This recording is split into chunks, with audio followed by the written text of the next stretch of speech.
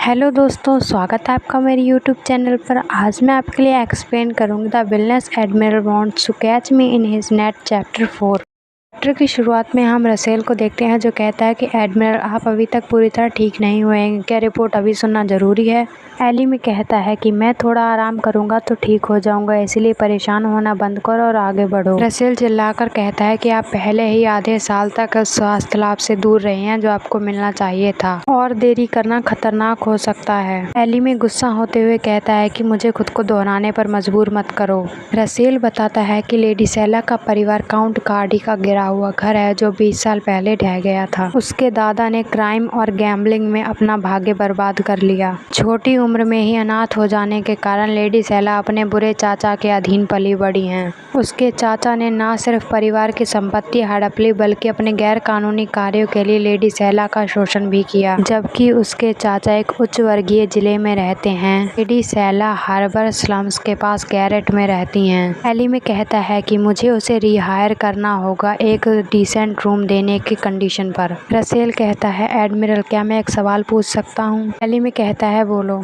वो कहता है कि आप लेडी सेला को काम पर रखने के लिए इतने आतुर क्यों हैं? क्या ये इसलिए है कि वो भी आपके जैसा मैजिक इस्तेमाल कर सकती हैं? एली में कहता है कि हाँ, ऐसे समय में जब बहुत कम लोग जादू का इस्तेमाल कर सकते हैं, हमारी शक्तियों का पता चलना परेशानी भरा हो सकता है। सत्ता में बैठे लोग हमारा जादू चुराने की कोशिश करेंगे या हमें मार डालेंगे, इसीलिए मैं उसे अनदेखा नहीं कर सकता। उसे अपने पास रखने से मुझे उस पर नज़र रखने और उसकी सुरक्षा करने का मौका मिलता है। रसेल कहता है समझ गया, एक और मामला है जिसकी मुझे रिपोर्ट करनी है। एली में कहता है क्या है बोलो। रसेल बताता है कि जिस महिला को बचाया गया वो ड्यूक हर्बर्ट की मंगेतर थी। इसके लिए ड्यूक ने लेडी सेला को बड़ी उदारता से पुरस्कृत किया है। एली में कहता है सच में? अगर हमें पता होता कि वो महिला ड्यूक की मंगेतर थी, इससे हमें उस विवादास्पद क्षेत्रीय जल विवाद को सुलझाने में मदद मिल सकती थी। इस नुकसान की भरपाई सेला कार्डी को खुद करनी होगी। वो रसेल से कहता है उसे यहाँ बुलाओ।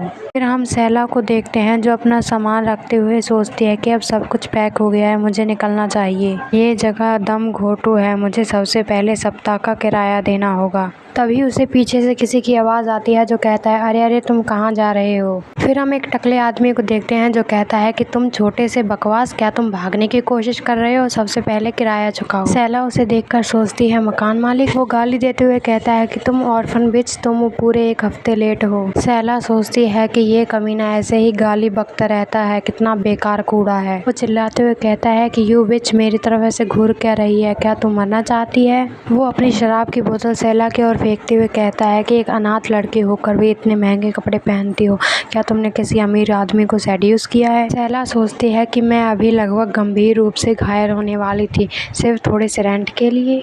सेला सोचती है कि इन स्लम्स की ये प्रॉब्लम है और ये वही है। मैं अब और नहीं करूँगी, मैं अब और सहन नहीं करूँगी। वो गुस्सा होते हुए कहती है कि क्या बकवास है। ना कहकर वो उस आदमी के पेट में जोरदार लात मारती है। वो अपना पैर उस आदमी के ऊपर रखते हुए कहती है कि मैं सारा किराया चुका दूंगी, बताओ कितना डिपॉजिट बचा है। केतली उठाते हुए बोलती है कि तुम बोल क्यों नहीं रहे हो। वो केतली के पानी को उस आदमी के सर पर डालते हुए गुस्से से कहती है कि मैंने पूछा मेरा और कितना डिपॉजिट बचा है। वो उसे डराते हुए कहती है कि तुम जवाब दोगे या नहीं। वो टकला आदमी हल्की आवाज में कहता है 10 पाउंड। सेला कहती है 1 हफ्ते का किराया 30 पाउंड है, तो चलो देखते हैं। आसपास खड़े लोग वे बातें करने लगते हैं। एक लड़की कहती है कि क्या मकान मालिक ने उसे फिर से धमकाने की कोशिश करी है।